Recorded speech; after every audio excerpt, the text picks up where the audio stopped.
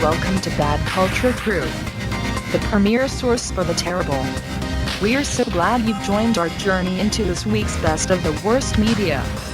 Please take a moment to get comfortable, grab your favorite alcoholic beverage, and prepare for some hilarious fucking bad. This is Bad Culture Crew, finding the terrible, so you don't have to. Presenting your hosts, Austin Daniels and Steve Nevels. Thank you so much, Wendy. This is the Bad Culture Crew. We do find the terrible so you don't have to. My name is Austin Daniels. As always, I'm sitting alongside the biggest sellout in national history, Steve Nevels. Fuck you.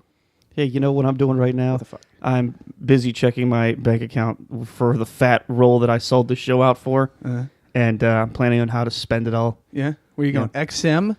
You gonna go to some serious Dude, you know XM? that I sold this for $435 million. Nice. Yeah. Nice. To who? Martin Shkreli? Yeah, you know, he's willing to pay top dollar. Should get in business with that guy. That guy knows what he's doing. And now I can only play like 2 albums, music-wise. I only have the rights to, Kanye's Life of Pablo, and I have, of course, the unheard Wu-Tang Clan album very good. that I'm able to use That's fantastic. solely for the show. So that's going to be great. I got to tell you something. I did no research this week. Like zero. Well, there's nothing to research. There's nothing's going on. We got a couple of things to talk about. Basically tying up loose ends on the show. I hate... We talked about this before. I don't know if we've ever talked about it on the show. Oh, yeah, okay. TV shows and movies that open doors and then leave it open and are canceled or don't come back to finish telling the story. What happened in My Name is Earl? Somebody tell me. Yeah. What happened? To be continued. Never comes back. Right. At least write a fucking blog entry and tell me what happened. Imagine if they did that with, what was it, Dallas? Was that the show with Who Shot JR? Was that Dallas? Yeah, Dallas. That was Dallas. There was another one, too. What's the other one? Dynasty? I always get those two mixed up. Maybe. I don't know. Terra Nova. Yeah. But No, yeah, that so wasn't one of them. imagine if they did that right there. But yeah, so we're not. This is actually a very different Bad Culture Crew because it is our last one for a long time. Yeah, this is we're calling this the series finale. Series finale. Because when it does eventually come back, It'll be on Netflix. many times. Yeah, Netflix is going to pick it up and turn it into a TV series. Yeah. People are going to be fanboys are going to be clamoring. They want a revival. They want a reboot, and Right. we're going to go right alongside Fuller House, Arrested Development, and all the other things that they've decided. The Killing. It's another Killing. one. We didn't know you wanted it. You didn't know you wanted it, but here But it is. guess what? You're going to get it. That is what's going to happen. So we'll be back, but we're going to take a break for quite some time here. And of course, we'll talk about what's going on and Right.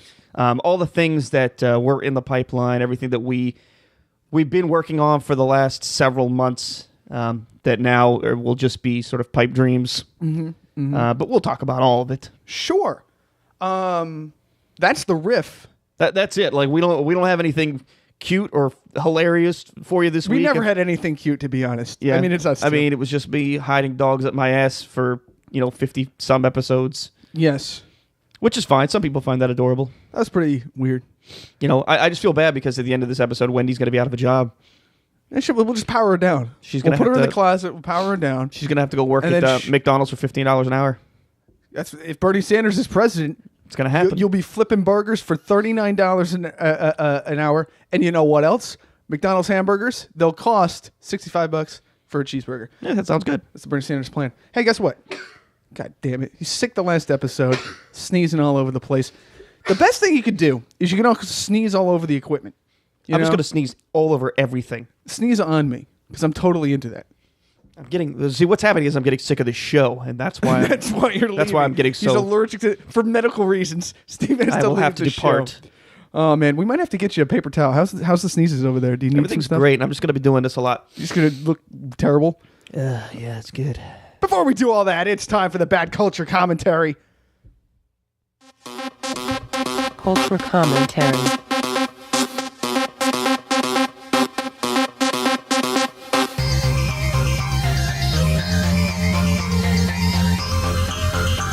Let's see how long this goes before I jump in. All right. You've all heard that before. Now, what's this verse? How's this sound? It's the same thing. It's the same for the next minute and 30 seconds. There's an unaired episode where we just listen to music. Remember that one? I do. I still have it. Episode -1. Yes. Was that episode -1? It actually doesn't even have a number. It's just called The Beginning. Is that what you called it? Yes. Yeah, before we did this, we actually did tests. We didn't just jump in.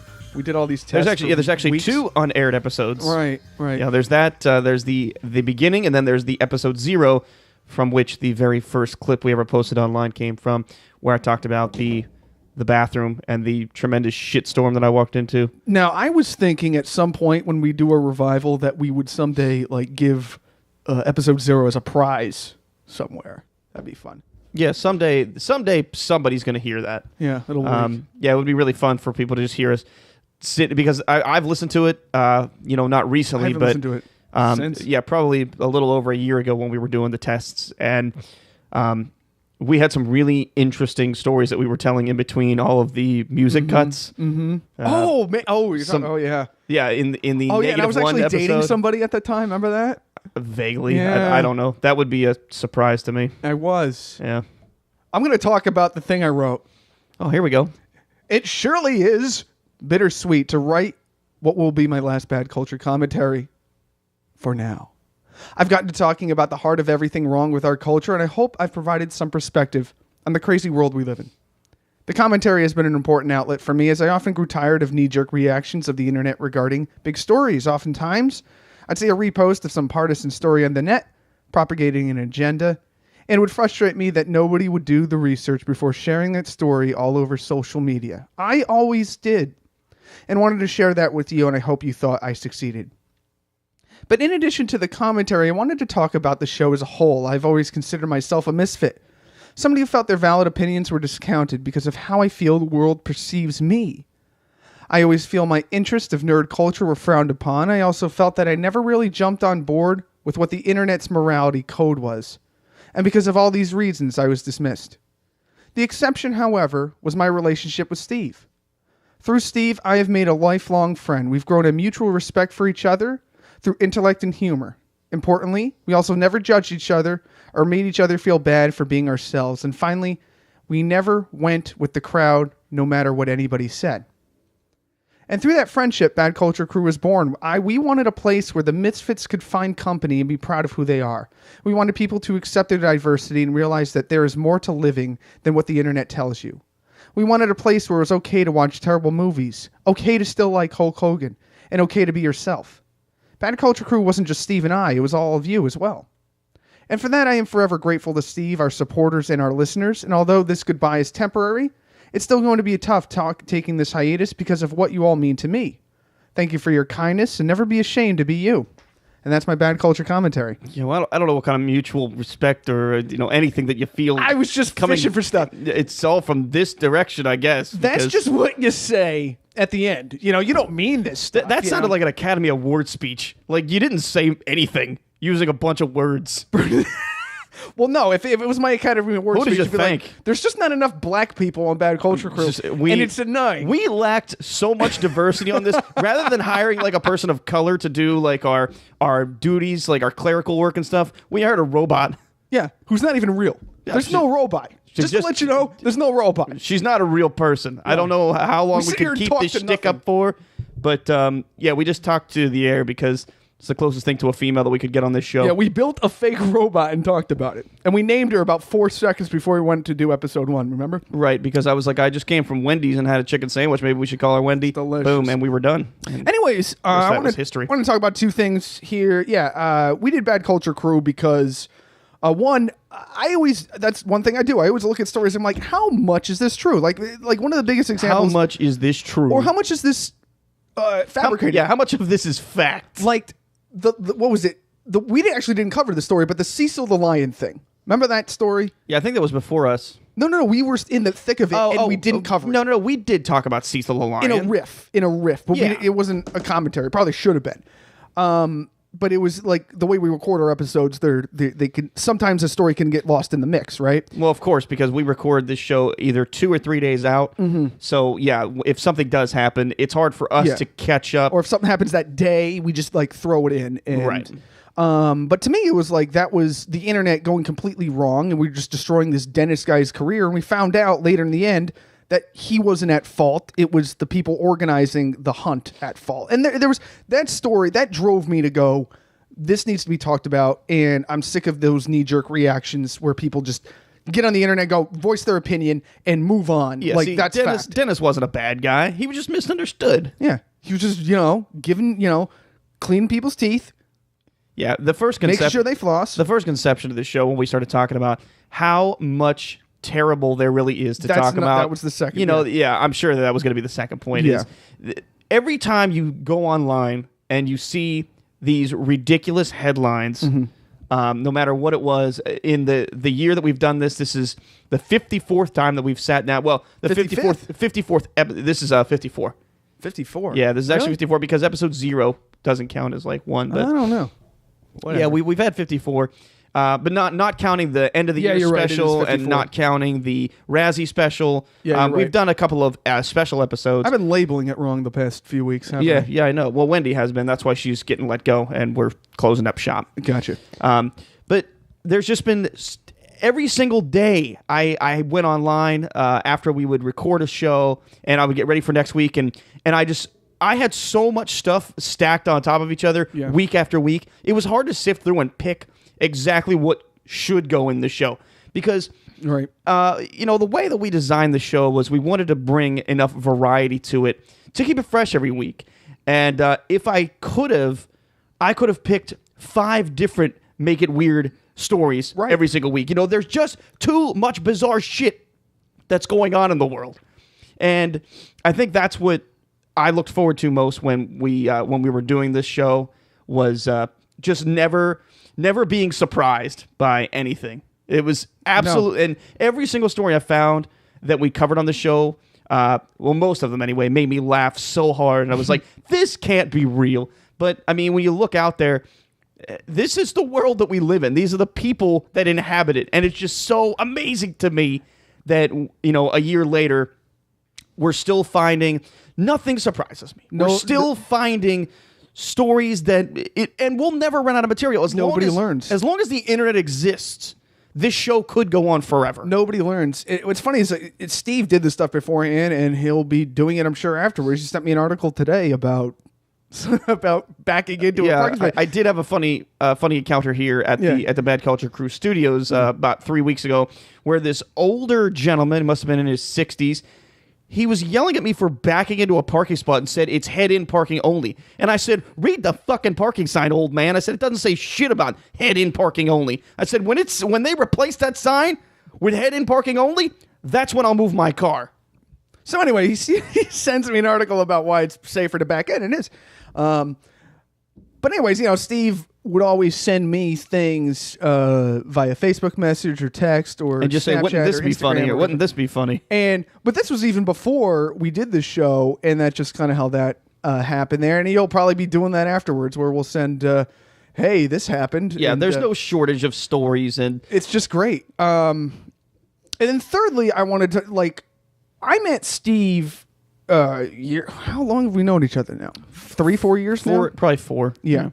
And I think what made us connect and turn into what this is the fact that we didn't really, we almost took pride in the fact that we didn't fit in much elsewhere, if that makes sense. Oh, I certainly don't. I mean, I don't fit in anywhere else. So, I mean, it makes sense to be here. And instead of always just, feeling bad about it, and we've had our days where we feel kind of bad about it or whatever, at least I have.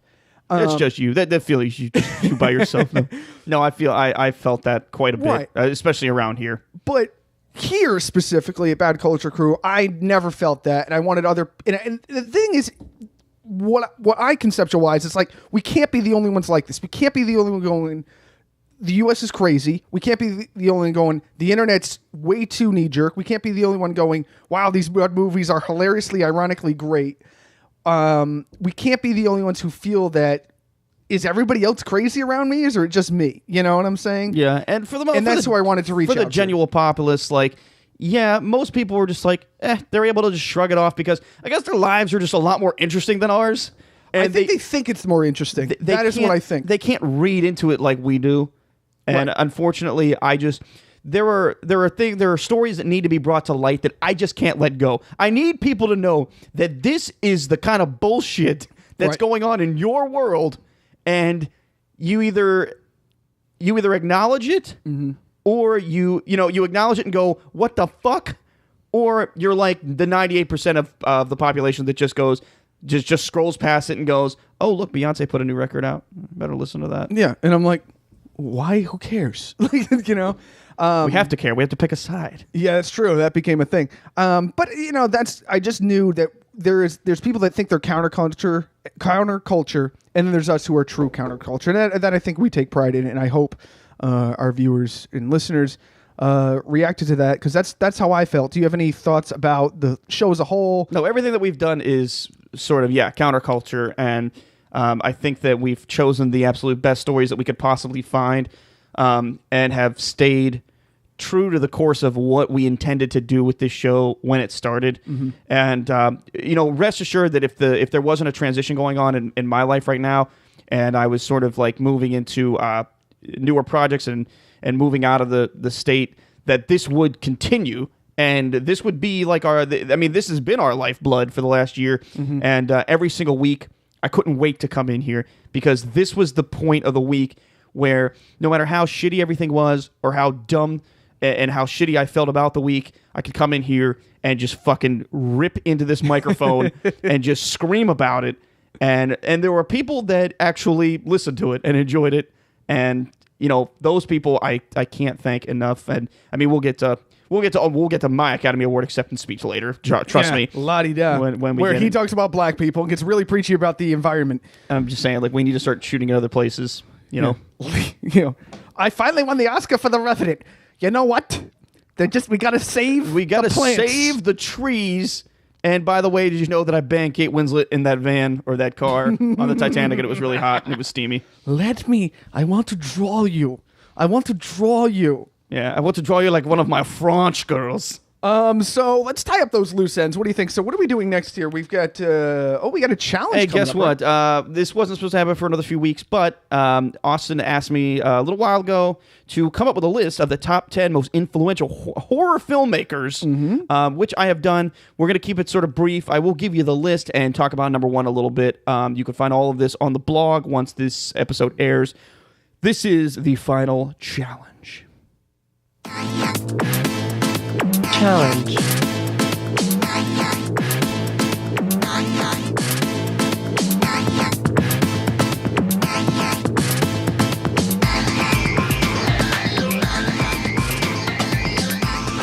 So here we are. I'm one of those people that can't stand to endure a series finale of a show without the proper send-off. This challenge was not due to come to you folks for another week or two. But without stating the obvious, I've had to shift the list up to the final episode of the Bad Culture Crew. Horror movies have always had a special place in my heart. There is no one specific moment I can remember that pulled me so deep into the underworld of tremendous terror and horrific filmmaking. I think I would be lying to you if I sat here and tried to justify that horror movies are good films. Most of them revolve around the same storytelling techniques and plot devices that it becomes difficult to remember which ones you've seen and which ones you think you've seen. Every now and again, a horror filmmaker will come along and shake up the genre. They add just enough nuances to the same old tired tales that we've seen told over and over for us to say, holy fuck, that was pretty good. The following 10 people are my essential in my horror film collection. These are the names of people who time after time deliver a chill down my spine while keeping the genre fresh. I stuck specifically to horror filmmakers, so you won't see names like Steven King or Dean Koontz on this list. Here are my top 10 most influential horror filmmakers. I didn't even know Dean Koontz was a person. Yeah, he's a horror novelist. Are you Stephen? Anyway, I'll just list off 10 through 2. Like I said, there is a sizable chunk paragraph written for each person, so it would take me quite a while to get through this list. So I will just tell you, number 10, Eli Roth, really famous Your boy right now. for Cabin Fever and the Hostel franchise. Number 9, Don Coscarelli, who was very famous for the Phantasm franchise. Number 8, Adam Wingard, who has been on a roll lately with the movies You're Next and The Guest. Adam Green, who in 2006, destroyed, everything that that I was expecting a slasher film could be with his Hatchet franchise. Number 6, John Carpenter. I don't think he needs any explanation. John Carpenter, the father of Halloween. I thought he did a great job in that movie about the aliens that nobody saw. It was great, but I mean he was a very eccentric person from spanning the slasher film, the creature features, the supernatural. He did it all. It was John amazing. Carpenter is also the first winner of Who Wants to Be a Millionaire in the United States. Yeah, and Did you know also, that? That's true. And he The guy's also name is made John Carpenter. Escape from New York and Escape from L.A. How about that? Number 5, The Midway Point, Toby Hooper, which everybody will recognize from the original 1974 Texas Chainsaw Massacre. Number 4, Clive Barker, the creator of Hellraiser.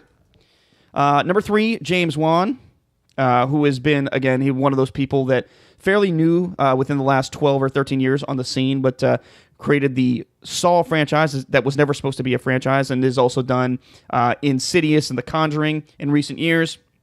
Number 2, Wes Craven. I did an entire segment back in episode 22 on my top favorite Wes Craven films of all That was time. that long ago? Yeah, I remember when he died, That too. was episode 22. You can hear me talk about all of my favorite Wes Craven films and what made them so great. Which brings us to number 1, Alfred Hitchcock. I don't think anyone could possibly debate that Alfred Hitchcock is, and always will be the standalone king of horror and suspense. His range of productions outshine that of anyone else on this list. Not for their lack of trying. Hitchcock was just that good. His use of melodrama combined with the perfectly timed suspense put him in a class all his own. Just one look at Hitchcock's filmography is enough to make your head spin. I remember the first time I saw Psycho at the impressionable age of 11, and how terrified I was to ever take a shower again. I mentioned earlier on this list that nightmares that I would get about Coscarelli's grave hand scene, and even that didn't last long as my terror for some maniac who was waiting in the shadows to slice me to pieces while I cleaned my man pieces. To this day, I still shower with my eyes open. I don't believe that there is anyone else with such a complete body of work that encompasses the entire genre of horror as a whole. Wes Craven was a master of horror for my generation, but Alfred Hitchcock is the god of horror for all time. And you still haven't showered since?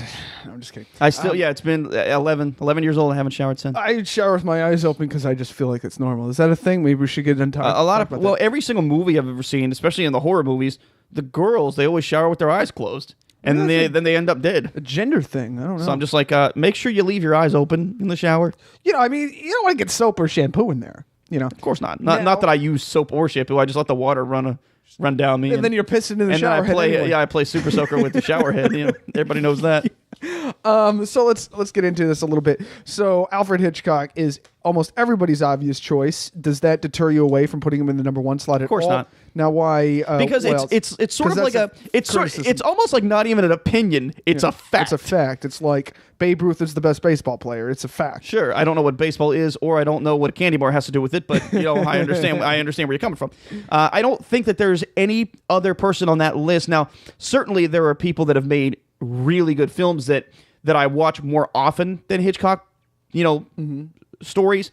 But I will say that when you look at Hitchcock's body of work compared to anybody else on that list, it just seems so fucking. He has made as many movies as everybody else on that list combined. Now why him? Because there had to be people competing in his time to be what Hitchcock is remembered as today. What about him? No, I stood think him out. I think else? what he did was he was like everybody else in that time era that was trying to do the things that Hitchcock was doing. They were following trends, so they were following the horror monsters of Universal from the 1930s and 40s. Let's make Frankenstein. Let's make a mummy. Yeah, Let's make all they were okay. doing was trying to play catch up, and it takes people like everybody on this list are people who are innovators, who step out of the box and go, I'm not going to follow the horror trend. I'm going to create something new. And that's why they're all on that list. Mm-hmm. But he was one of those people that he was sort of like the Steven Spielberg of the time. Mm-hmm. Like he so surpassed everybody else around him in the realm of, well, I can make a movie about this and I can make a movie like this and like this. I mean, for God's sake, the movie Rope is one of my favorite Hitchcock movies. It's all done in one shot. It's one shot for 90 minutes.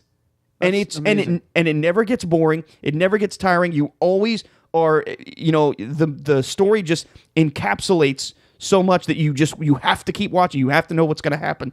And the suspense just keeps building and building and building. I don't know anybody else. There are movies now that take place in one location. Phone booth. One of them. And even that, like, starts on the streets and they have to move to the phone. So even that doesn't take place in one location. I think the only other movie I can think of in recent years that truly takes place in one location without ever breaking away from it is Buried. That movie with Ryan Reynolds, which, But anyway, Hitchcock had a way of creating this atmosphere that nobody else was able to capture. And with the originality of the stories that he told and the range in which he was able to tell, you went from, a suspense movie like Strangers on a Train to a true horror movie like The Birds. And then, of course, the pinnacle of his career, which was Psycho, which there's a whole movie about that movie getting made because it was so difficult for him to push that through at a major Hollywood studio. There weren't as many battles. There aren't as many battles today to get a picture like that Because made. they know there's a niche market for it. Of course. like Everybody yourself. looked at him like he was a fucking lunatic when he brought that script in and was like, I want to make this movie. And they were like, no, you can't do that. Wasn't there a recent movie about all this stuff? Yeah, Anthony Hitchcock? Hopkins Yeah. plays Hitchcock, and Which is perfect. It's all about how they got Psycho made, which was actually a really good movie. And if you haven't seen it, I recommend that It's you kind do. of underrated. Went under the radar for a bit. Didn't get amazing reviews. Yeah, I don't but think. Anthony Hopkins did get nominated for Best Actor Awesome. for playing Hitchcock in it. Now, I have two additional questions here. My first one is, were there any honorable mentions that were left off the list that you wish you could have put on the list? There's a couple, Sean Cunningham, which, the creator of Friday the 13th. Basically, if you created another one that's like a personal honorable mention to me, which would never appear on anybody's list ever in history, Lloyd Kaufman, creator of Troma. Oh, okay. Tromaville. Those are like two that But he's also more wacky too. There's a little bit of a but the horror movies that he goof made element. were, and I'm not saying like his horror movies, but the horror movies that he acquired and marketed correctly as like low budget horror movies were, he created something entirely different and gave independent filmmakers a place to live. Even the goofiest of goofy people, like James Gunn, got his start at Troma. That's where his first motion picture was And now picked up, and now he's directing Guardians of the fucking Galaxy. Guardians of the Galaxy. So, those kind of stories are very few and far between.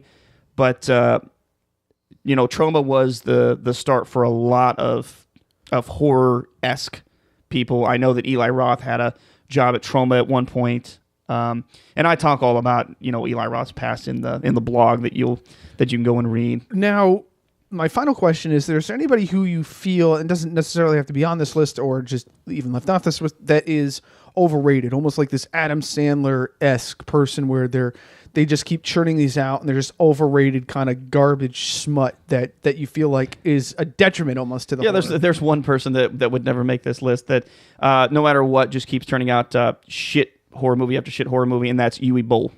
And what's he known for? Uwe Boll did the Blood Rain trilogy. He did the Blood Rain saga from the video game, and he most recently did this really bizarre.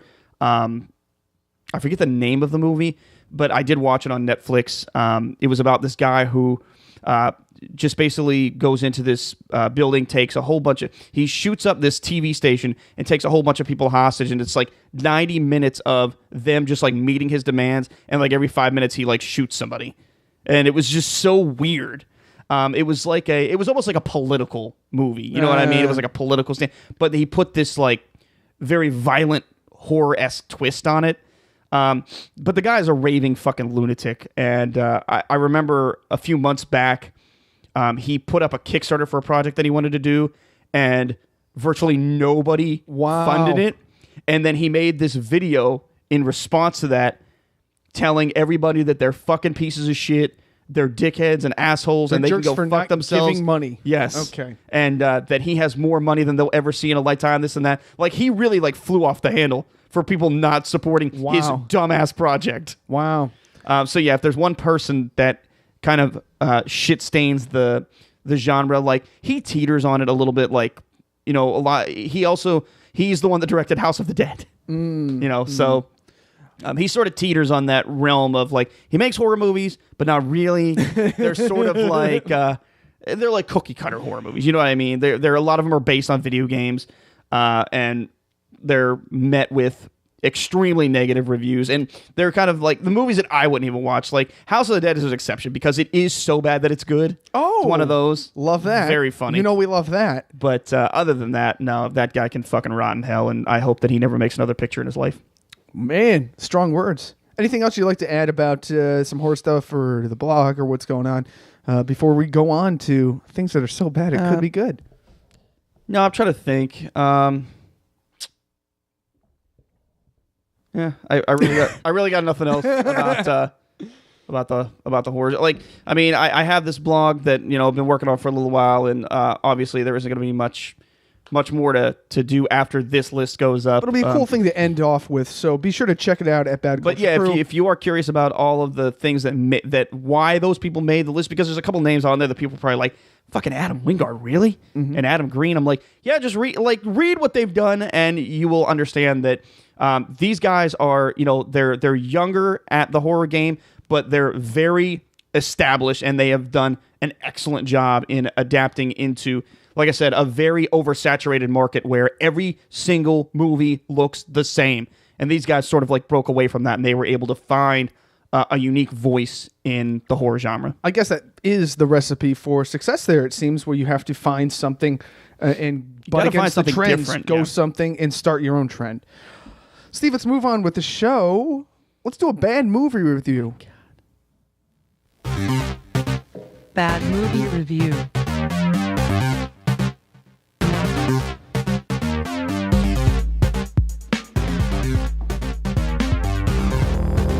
So as promised, we decided to talk about Freddy Got Fingered. Will be the last bad movie we do for a while. Freddy Got Fingered was Tom Green's Casablanca, his big premiere film. It's Casablanca. Yeah, basically coming off the heels of the Tom Green Show on MTV. He did this movie. It was released in April 2001 by 20th Century Fox. It was a budget of $14 million. It made all its money back at the box office, although DVD sales continue to do pretty well. The movie is described as a black comedy directed by Tom Green, and film follows Green as a 28-year-old slacker, wishes to become a professional cartoonist. The film's plot resembles Green's struggles as a young man trying to get a TV series picked up, and it's kind of paralleled his life, sort of, when he got going at MTV. So basically, Tom Green plays himself, going around doing wacky things, living in this stupid Yeah, I mean, he made a fictitious character name up for himself, which I don't understand why. Gordy. He could have just been Tom Green. Yeah, he could have been Tom Green. It would have been fine. Guy named Gordy. He's a big slacker guy. He just sits around and he tries to get a job. His father's played by Rip Torn, who yells at him trying to get him a job. His brother, I got to get to the cast, is one of the guys from American Pie. Yeah, Eddie K. Thomas. Yeah, he plays Freddy. And then he basically, the story, it's hard to talk about because there isn't really much of a plot, because that is the plot, and then they do all these weird vignettes where Tom Green basically does all these wacky things that are loosely tied together. It's basically like an uncensored version of the Tom Green show for 87 minutes. But it's all scripted, or most of super scripted. So he meets a girl and he goes to a hospital, delivers a baby, and that's a whole scene where he whips the baby around on the umbilical cord. He beats up this girl who's in a wheelchair because she gets off to it. He sends his father off to Pakistan because he made a joke earlier in the movie. He ties up sausages to his fingers and plays the piano because he needs to do more things at once to help him relax. So bizarre. Him and his friend gets hurt on his skateboard, so he starts licking the wound. Yeah. He needs to get into character, so he jumps inside of a dead carcass of a deer and dances around and gets hit by a truck. So it's just, he jerks off animals for some reason. It's just scene after scene of foolishness, and it ends with like the tiniest minute idea of a story wrapped around it. Now, It did very poorly at the time. The critical response was very poor, getting 2.7 out of 10. Rotten Tomatoes gave it an 11%. I want to see what Roger Ebert said. Here's what Roger Ebert said. This is great. This movie doesn't scrape the bottom of the barrel. This movie isn't the bottom of the barrel. This movie isn't below the bottom of the barrel. This movie doesn't deserve to be mentioned in the same sentence with barrels. The day may never come when Freddy Got Fingered is seen as a milestone of neo-surrealism. This day may never come when it is seen as funny. Number 14 in complex. Yeah, so that was that's a pretty thing. It's not even in the same That's pretty good. That's a great one here. And let's talk about how it did at the Razzies. Very well. Or poorly. I would imagine that this was a good one. Worst screenplay, worst actor, Tom Green. Worst director, Tom Green. Worst on-screen couple is Tom Green in Any Animal He Abuses. And it won for worst picture in the Golden Raspberry Awards. However, Steve, this got a huge cult following years later. Did it? All the DVDs started to sell well. He wanted to do a director's cut. I'm reading here in the Resurgence thing, people now start looking at it as performance art. And people go, after seeing things, they kind of... Ebert wrote, here's another one, when he talked about it later on. Seeing Tom Green reminded me, as how could it not, of his movie Freddy Got Fingered, which was so poorly reviewed, received by one lonely apologetic positive review on Tomato Meter. I gave it, 0 stars. Bad movie, especially the scene where Green was whirling a newborn infant. But the thing is, I remember Freddy Got Fingered more than a year later because it's that memorable. It was not a forgettable movie for what it was because it was so different. It did develop a cult following. Tom Green was talking about how the film sold millions of copies. He made a director's cut, but 20th Century Fox won't let him do it. The comparisons that it was almost a little ahead of its time because there wasn't a market for it where we have stuff like Adult Swim and Aqua Teen Hunger Force now and other shows. This could have fit right into that mantra. He would have been great on... Exactly. So, Steve, after seeing the film, what are your thoughts? And then what is your review? Well, I think that you pretty much summed up what I was going to say about the movie. It doesn't feel like you're watching a movie.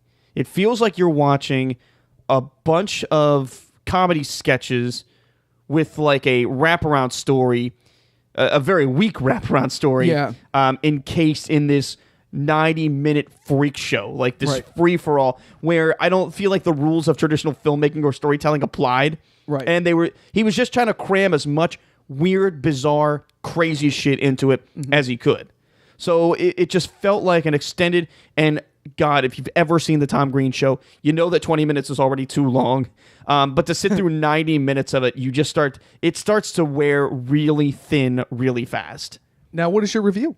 It's the terrible. It's the terrible for It you. is the terrible. Interesting. Because I remember going to the theater to see this movie in 2000, when it came out in 2001, and I wasn't really sure what I walked out of.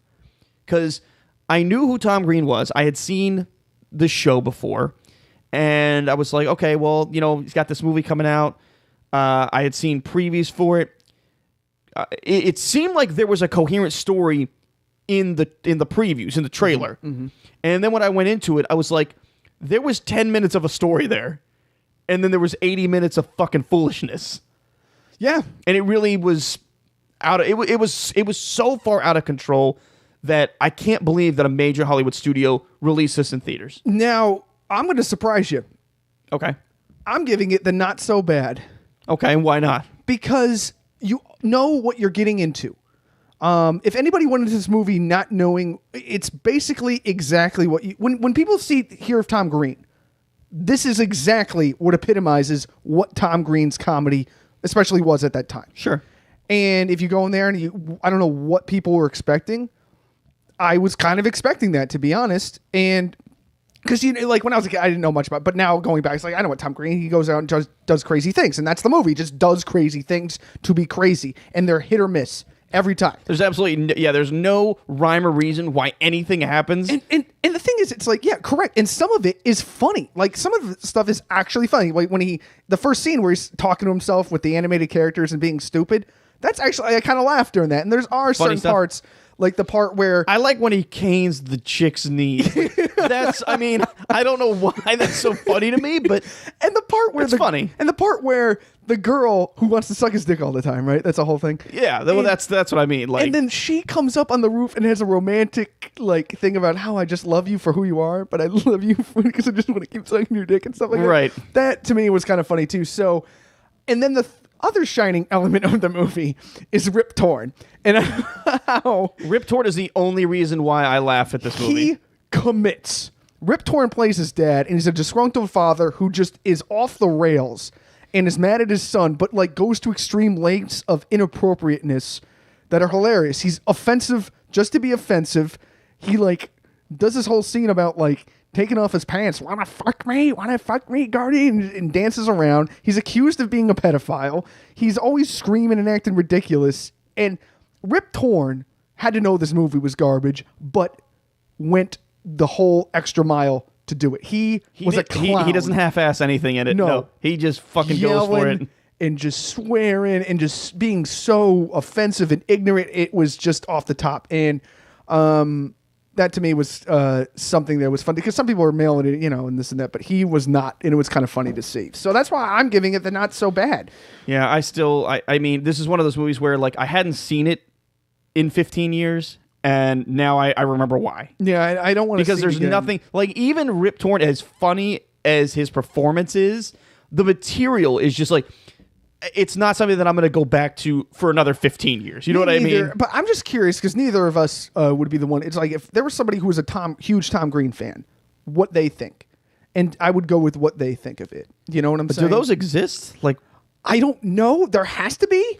Tom Green Right? fans. Now, in recent years, Tom Green has been doing stand-up comedy, It's terrible. and it's really fucking But he's awful. also done some internet stuff that apparently whatever. I don't know. He was on Celebrity Apprentice, getting high with Dennis Rodman. I mean, that guy's. Yeah, see, that makes sense. But That's what I I'm just picture him curious doing. if there's any Tom Green fans. Let us know. Let us know what you actually thought of Freddy Got Fingered, his titular movie. Yeah, this was his baby. He was basically allowed full control. Like he had full creative control, which isn't something that comes with like a first major directorial debut Right. Hollywood picture. Like they gave him $14 million to make this movie, and that's not something that comes easily.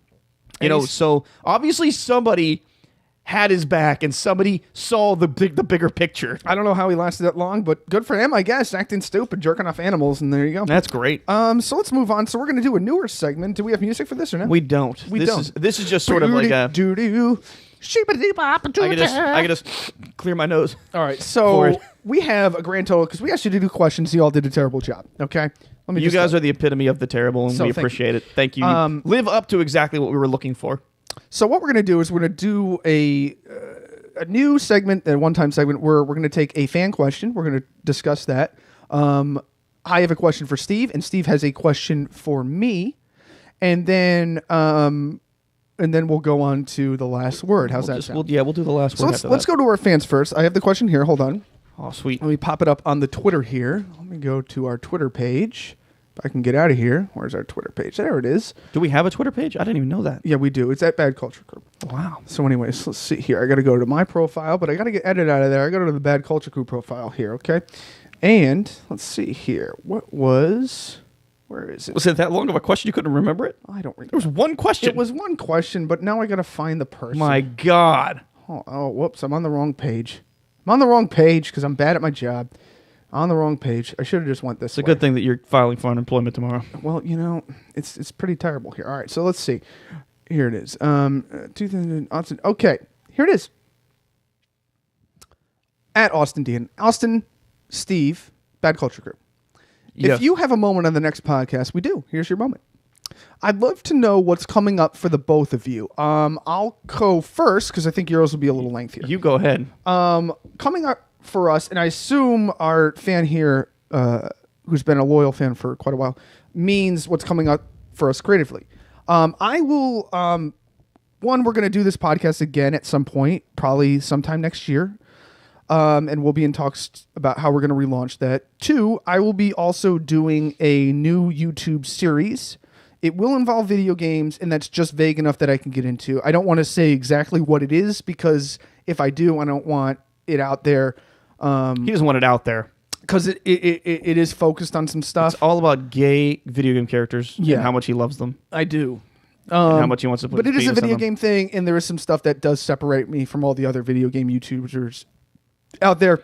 YouTubers out there, and I hope that you like it because I miss talking about video games with you guys. After losing the nerd out, I miss talking about video games with you guys. So I have a new thing coming out soon with that. Steve, what is new creatively for you? What's down the pipe for you? So anybody that doesn't know yet, when I will be leaving Florida, and I'm relocating back to New York City, where I worked when I first got out of film school on movies and TV shows, reality TV, commercials, and that's sort of where my career trajectory is taking me back to. So I'm going back. I've written several screenplays over the last 7 years. I have 3 feature-length films laying around, and I have countless short films laying around that are sort of like passion projects of mine that I can't sit on any longer.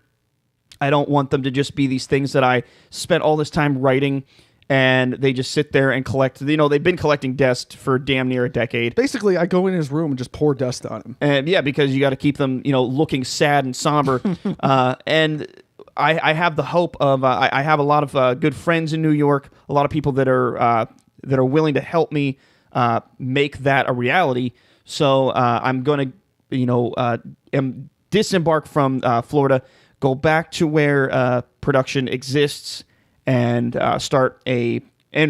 basically re-jumpstart my career in the world of freelance filmmaking and film production. Like a battery. And speaking of which, I have obviously read some of Steve's projects here, and I may or may not be involved. I'll just say that. There's a lot of very like I said, talking about, now they're not horror movies, I will tell you that. I do write. They are. I'm scared. They are horrible, but they're actually more geared towards a comedy genre. A lot Which of fun. doesn't make sense. You're not funny at all. And I'm not a funny guy, so I wouldn't expect too much from them.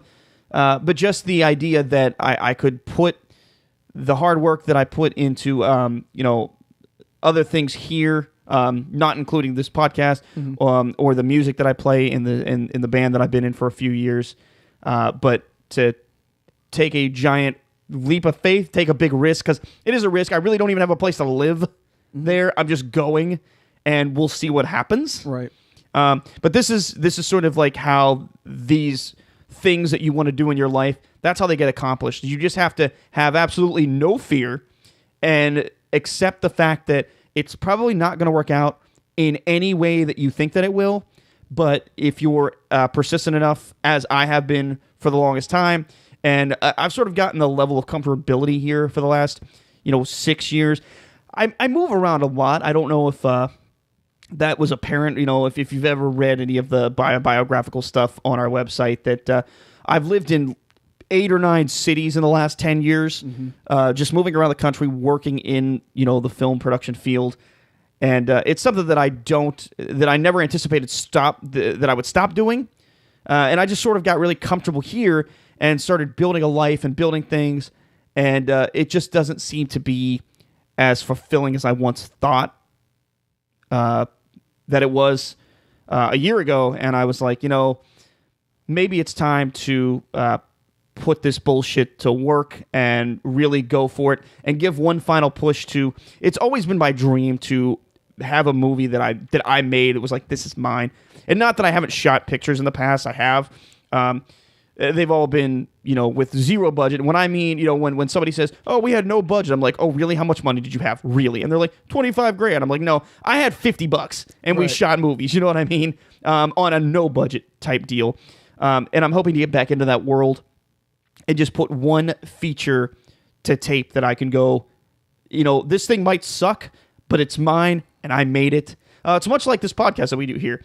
There's now over 56 hours of content that we've created for this show. That's crazy. And, not all of it's gold, but I'll tell you what, it's ours and we made it, and there's not a whole lot. There's actually nothing that I would take back from, Me neither. From anything that we've talked about, anything that we've done.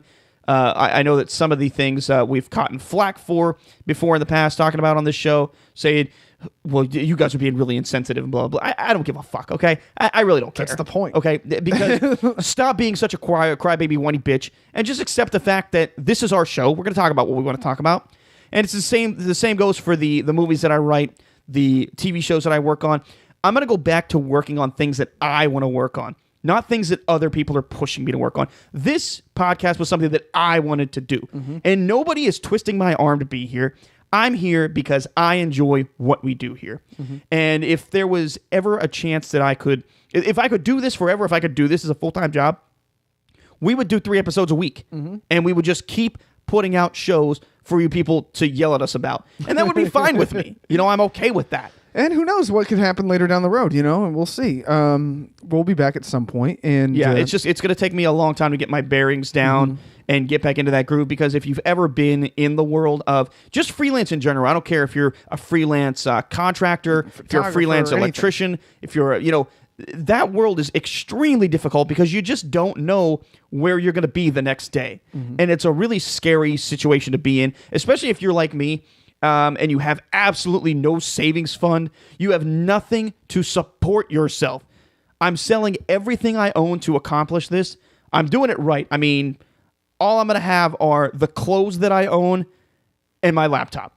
And we're going to see what happens. No underwear even. I'm He's not like even Bernie taking Sanders. No, I'm not taking underpants. Who would? Okay. So that's our fan question. Anyway, that's what I'll be doing. Doing lots of stuff for the next But we'll be connected. We'll few years. We'll figure out some other stuff because I'll be helping him with a few things on that, and then we will bring this back at some point.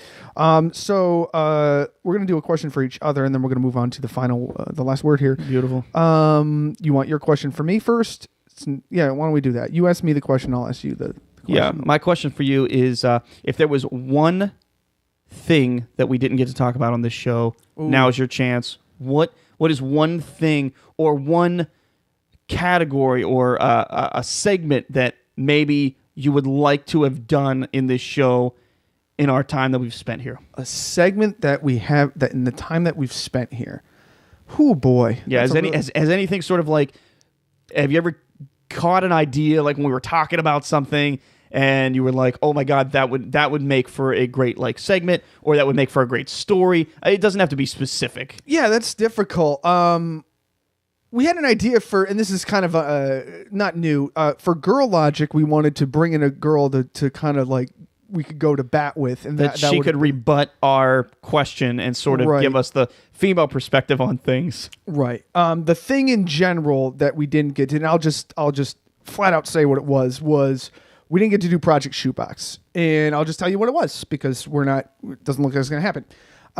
That was our transition. There's a reason why we left during the Nerd Out.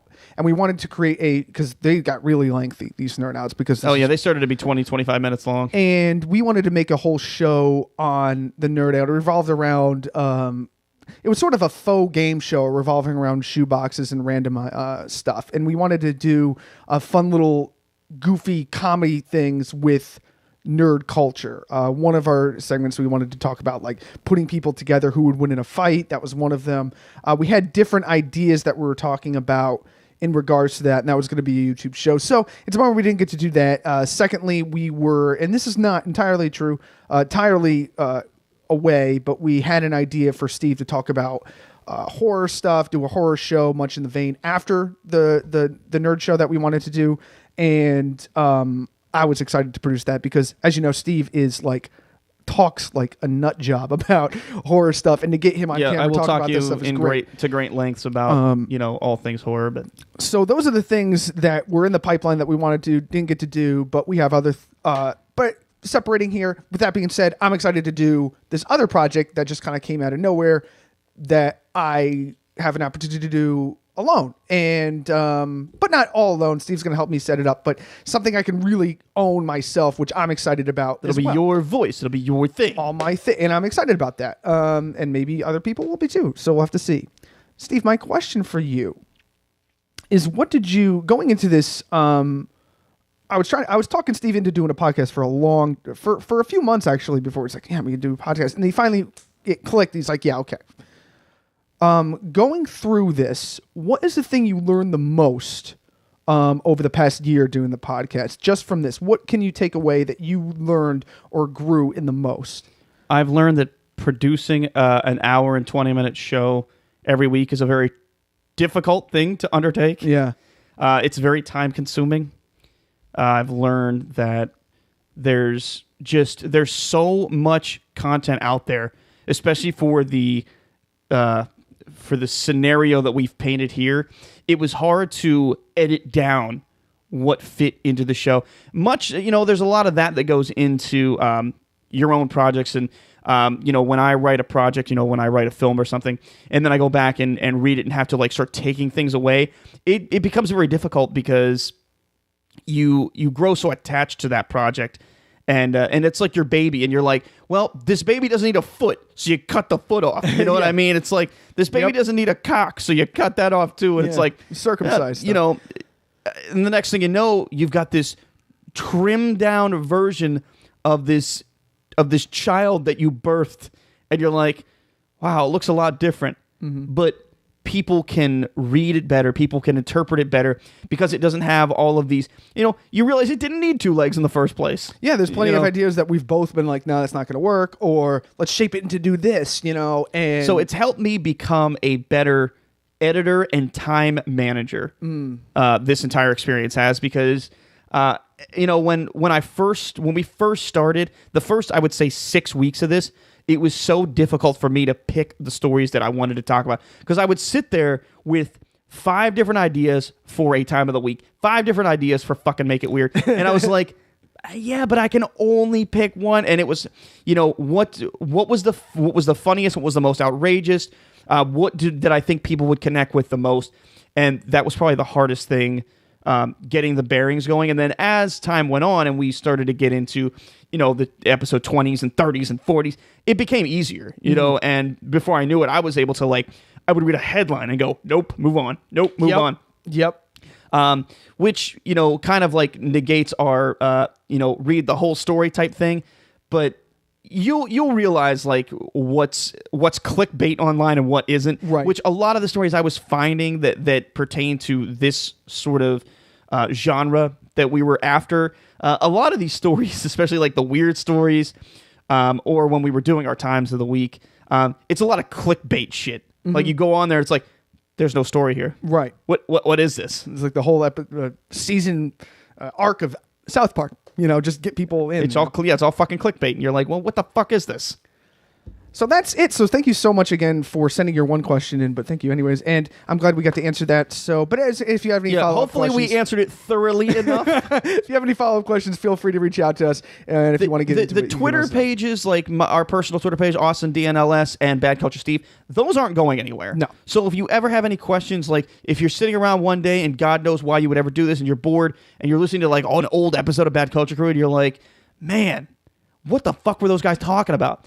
We'll always be around on our social media presence isn't going anywhere. So feel free to check in with us every once in a while. Drop us a line. I'm still going to be posting outrageous stories on my Twitter. I'm still going to be posting my incoherent thoughts at 3:30 in the morning, where I just start tagging random things and random people. It's going to happen. Will another long read be in the mix? Who knows? Yeah, who knows? I mean, you can't tell. Steve, as always, how do we end the show? What do we do? It seems like we have come so far, and we talked about how this was going to be a shorter episode. We're hitting the 58-minute mark. Yes, we are. I do have one final thought, one last word, as we'll call it, and we're going to talk all about WikiHow has been such a prevalent piece of the last word in many episodes before, and we are going to send it off in the most traditional sense I know how. WikiHow, how to say goodbye. We're going to do it. It's the last word.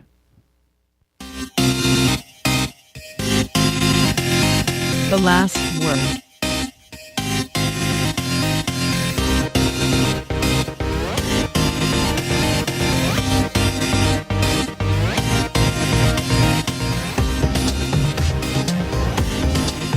So, as we said before, WikiHow has something for everything.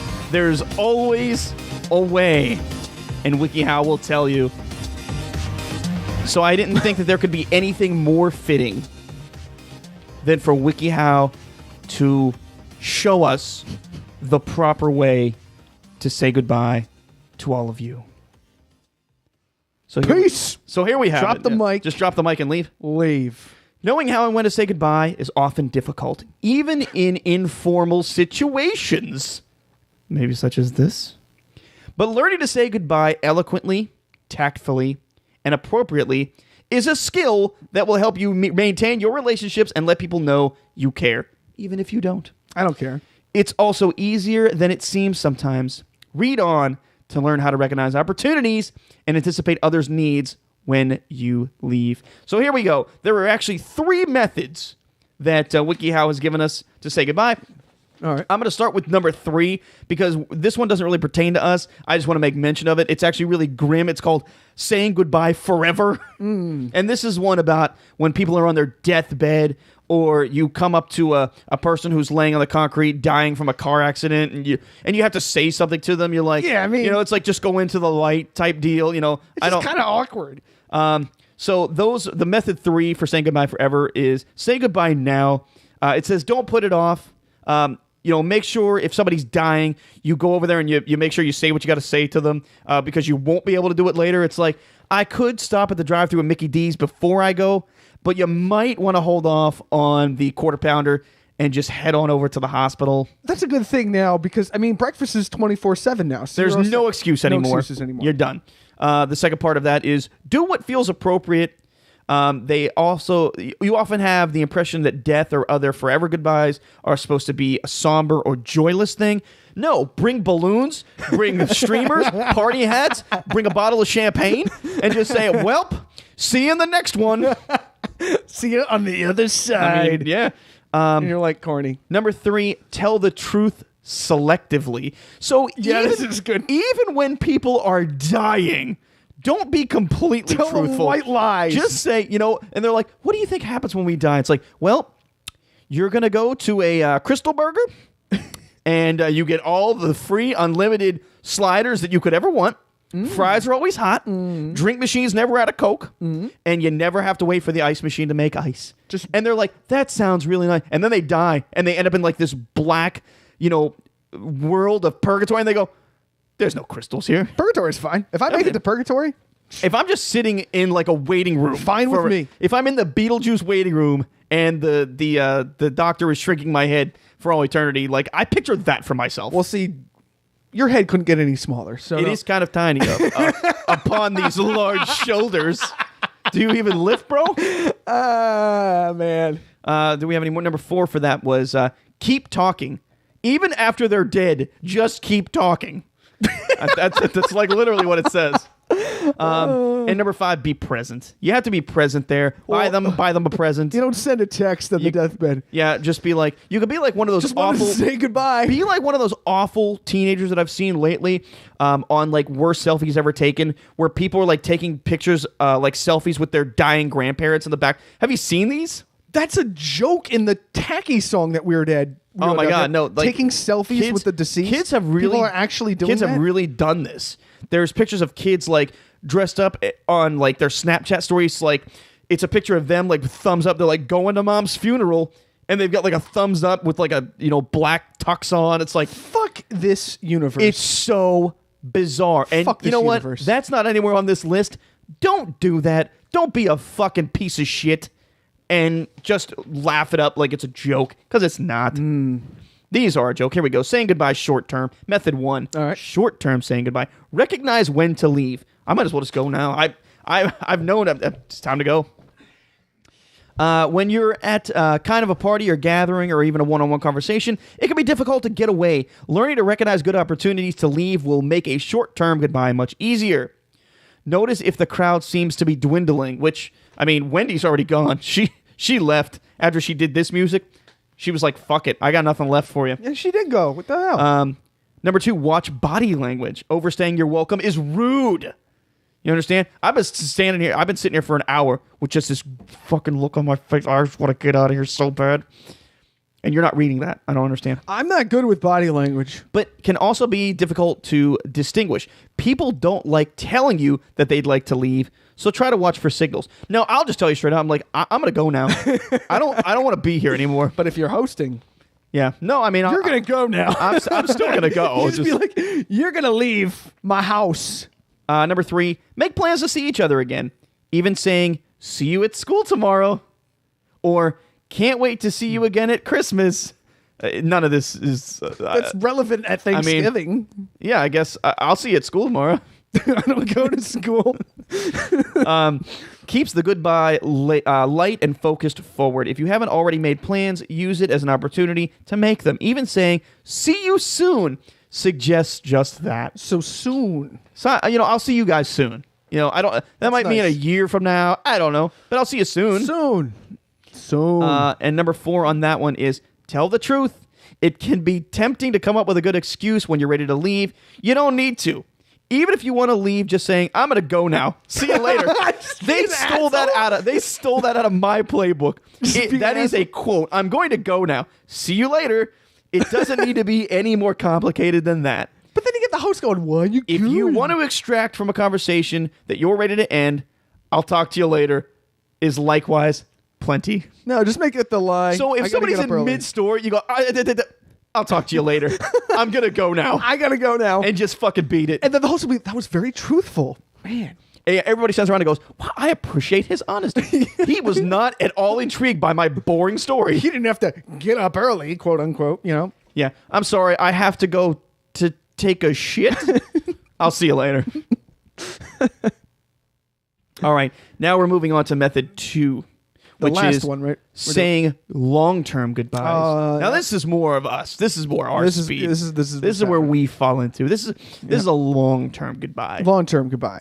Not a forever. Not a forever. I'm not dying yet. I mean, I die pretty soon. I feel like I am. You though. might. This might be a forever goodbye. We don't know. Plan an appropriate time to talk before the departure. We got to plan appropriate. Friends, I feel like there's no better time than now to tell you I'm going to go now. Okay, so what is our plan? What are we going to do? We're going to go to a bar? We have to go to a bar. We have to go to Chuck E. Cheese and play skee ball because Okay, it's cool. the thing that I like to do. All right. Is that the thing? Plan an appropriate time to talk We have to do before this. the departure. We have to talk about this, Steve. Someone is leaving for several years to go overseas or leaving for college. It can be stressful and a hectic time when they're trying to plan a trip. Yeah, see, I'm trying to plan here. I don't have time for this shit. Well, how we have to follow the wiki how? Set up a definitive time and place to meet and say goodbye. Okay, Chuck E. Cheese, 8:30 p.m. Friday night. I can't make it. Well, guess what? That's the time. So what? They won't allow adults without children in until after 9. Is it true? Yeah, After it's 9? a true story. Oh, cool. So Because we I can go get there in. all the time. Oh, awesome. Number 2, talk about the good times you've had. I can't think of one. We really haven't had any We've good had zero experiences. good. If I want to know about any good times that we've had, I'll just go back and listen to the last 53 episodes of the show. Yeah, where we're pretending to be friends. Yeah, that's all I need to do. Jesus. Yeah, it says recount your funniest stories, reminisce about happy things, dig deep into your past, the things you've done together, the things that happened while you were friends, because you're not going to be friends anymore after this, just so you know. Friendship's basically over. The time you have spent together, maybe even how you met. Man, if you go into like a how I met story, we might be sitting here for 9 seasons. I just can't get into all that right now. Yeah. Don't start the goodbye the second you get into the room. Gauge the person's attitude about leaving or about your leaving. If it's a trip they're not looking forward to, don't spend a whole lot of time asking them questions about their deployment. If they're excited, don't spend a whole lot of time bumming them out by telling them how much everyone will miss them. Nobody's going to miss you. Nobody will know that I'm gone. You'll just be, I was like, oh, Steve's gone. You'll just wake up one day and just be like, And I'll just sit here and do the show, and I'll be like, oh. It won't get recorded, and it won't get posted anywhere. You'll just sit here with a microphone. Yeah, I'll be like, huh. And it's just me going, mm-hmm. That's really interesting. Yeah. Number 3, be open and friendly. It's So I have important to put on a fake face. It's important to establish the standing of the relationship. If you want to keep in contact, let them know. Exchange emails, phone numbers, or addresses. Oh, by the way, speaking of which, I need your phone number. Yeah, me too. I'm gonna need you to. We're gonna need digits. I'm gonna need you to text me your number. Thank you. I'll try that. I don't even have your email. Come on, text it to me. I'll write it down write it down in your hand. Just don't take a shower like you normally do. Asking for an email or phone number can be comforting so that you can still talk with them. But also, be honest. If you have no intention of staying in touch, don't ask for contact details. So, going back to being honest, I'll be like, I'm going to go now. This is weird. I don't like you, and I don't ever want to see your stupid face again. Wow, he was just so honest. Oh my God. I should have got his number. Make sure your family members are all up to date with your location and status. There are sometimes when my mom calls me and she goes, "What city are you in again?" She's done that to me like 6 times in the last like 5 years. That's funny. I don't blame her, though. At least once a year, she goes, "What? Where are you at in the country?" I'm like, "At least I'm in the country." You know? Yeah. Who knows? Maybe next year I won't be. You might not be. You might get deported. It's possible. It's important not to give anyone the impression that you're withdrawing or disappearing. No, see, I want to disappear. I want to disappear from the government. I want to disappear Go from off the grid. these people that are stealing my money from me. You want to go off the I just want to grid. disappear. And that's what I'm doing. You can be like, what's his name? Ron from... Ron from... Parks and Rec. Oh, Go yeah, live in Ron the woods. Swanson. Yeah. Number 5, the final thing, follow up. Stay in So touch. Follow upwards. If you made plans to stay in touch, talk on Skype or write funny postcards. I gotta get some damn funny postcards from you. If you gradually lose touch with a friend or loved one that you sincerely would like to hear from, make an extra effort. If it seems like your friend has become too busy, try not to get too upset. Let things drift back together naturally. And I actually skipped number 4, I noticed. What's number 4? Number 4 was, when it's time to leave, make it brief and sincere. Most people don't enjoy a long, drawn-out goodbye, such as this. Oh, well, I guess we fucked that up. But make your goodbye personal. If you need to express complicated feelings, consider writing them in a letter for the person to read. You're a letter writer. I'm a big letter writer, a and killer I at goodbye. write like 5-page letters. Then somebody reads the first page and goes, "Okay, where's this going?" Because I started out like the first chapter of a Stephen King novel. I'm like, I'm like, Then you get really lazy. deep in the woods. I'm like, oh my god. It's like, this has got to end sometime. And I do get really lazy. Like the more that I write, it just becomes like lazier and lazier. But anyway, if you're leaving for a long time and can't take everything with you, giving stuff away can be a nice gesture. Yeah, where's and my shit? solidify our relationship. You can have my Batman cup. ooh, that's sweet. Let your band buddy hang on to your old guitar while you're gone. Or give your sibling a meaningful book they'll remember you by. Okay, well, You bought me a book. I'm not giving anybody my guitars. And Are I you taking your guitars? no, they're getting sold. Okay. And you, I already gave you a book. You did. You gave me Gray. So I'll how about always that? You're remember gonna that. have to fucking live with that one forever. I definitely did. The worst media I've ever consumed, probably. So those are the proper ways to say goodbye. I'm doing absolutely none of that on this show. What is your last way to say goodbye, Steve? My last way to say goodbye is actually dropping the shtick and dropping like the routine of fuck, I can't make jokes. of trying to emulate WikiHow as best I can. I do want to say thank you to everybody that has been with us for the last year. Especially my good friend who I'm actually moving to New York with, CJ. He's been a tremendous supporter, listens to the show every Thursday afternoon, texts me, calls me, tells me about how much he enjoyed it. My dad has been an avid listener, and I don't know. I don't think he agrees with a lot of stuff that we talk about on the show. Both of my brothers, the B Movie Bros, the guys that we've had on the show previously, talk about horror movies with our good friend Jared, the man on the scene that came in and recorded episode 14 with us, who's also been a pretty big follower for us. All these people that I know personally that I feel like I owe a personal thank you to. They're actually big parts of my life, and there's just no easy way to end the show. There's no easy way to end a run like this, because this is something that I look forward to every single week, and it's going to be so weird next Monday when I don't have to get up and go, it's time to record the show, because there isn't a show anymore, and it's just going to be, like you said at the beginning. I don't know if you said it on the show, but you said it as we were setting up for the evening that it's sort of like a bittersweet. It's something that we've put so much work into, so much effort into, and I don't think that we could justify the scope that it took to get this show off the ground, and how much prep and preparation and work went into getting this ready to bring to the internet. Because some people think that all you have to do is hook a. That may be true for some people, but Yeah, I mean, a lot of people think you just hook a fucking microphone up to your computer and hey, now you're podcasting. but there was an entire website to build. There was a lot of research. There was a lot of pre-production meetings that we were talking about how the show is going to flow. What are we going to talk about specifically, so that we don't, what I'm doing right now, we end up rambling for fucking hours. Didn't want that to be the case. So we hope we made it as streamlined and concise as we possibly could. There were a lot of things that we wish we could have got to, but just like everything, time sort of gets away from you. And before we know it, I mean, this is the 54th fucking episode of the show, and how fast the time went.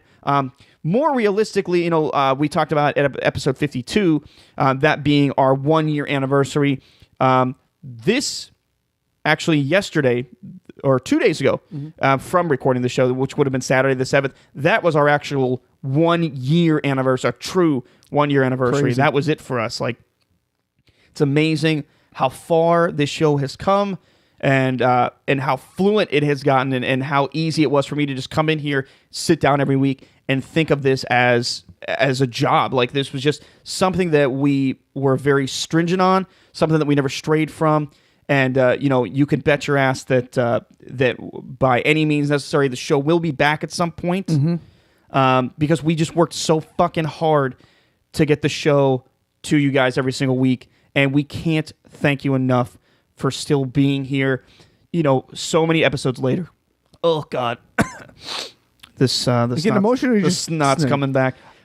Just for you guys still being here. It's truly, I feel more than blessed to have been able to bring this to you guys every single week like this. I want to give a few thank yous. I want to thank you for my sister. She's the one who provided us with these cups and stuff like that. Beautiful mugs. My sister Andrea. I want to thank my friend Anthony Rosa. He's a good friend of mine. I want to thank Pam. I want to thank Millie. Who else? I'm trying to think of any loyal listeners here. Yeah, to just remember all those the Academy Awards speech. This is it. This is your time. That's and then I guess whoever else. I think I thanked a lot of people before, but I wanted to thank a few people by name as you did. But you encapsulated Jared and a lot of other folks on there. So, yeah, thank you so much for tuning in. But I don't end off the show. I just start the show. I just sit back and watch you do it. But basically, I want to thank you for going along with this. I couldn't do this with anybody and go along for a ride and get an idea and say, hey, let's do this stupid thing. And that's just great. So. It's been a stupid thing for a long time, and it's been so great. And I wouldn't trade this time for anything else in the world.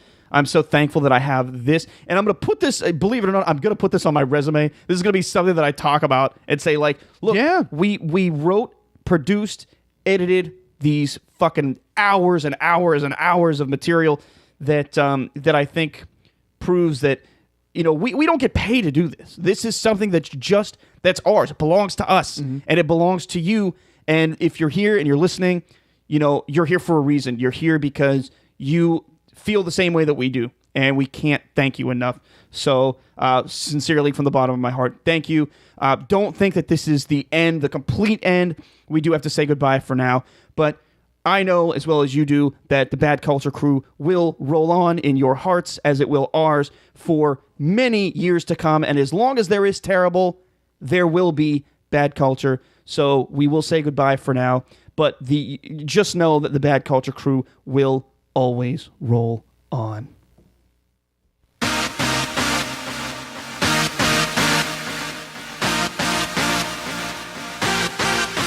Thank you for listening to Bad Culture Crew. We hope you enjoyed the series. Continue to follow Austin and Steve on Twitter at AustinDNLS and Bad Culture Steve to stay updated on their latest projects. It's been a pleasure bringing you the best of the worst over the past 54 episodes, and we will return to the realm of the terrible someday. For now, we say goodbye with the excitement and preparation of new endeavors. Bad culture will continue to live on as the terrible will never die. This has been Bad Culture Crew, finding the terrible so you don't have to.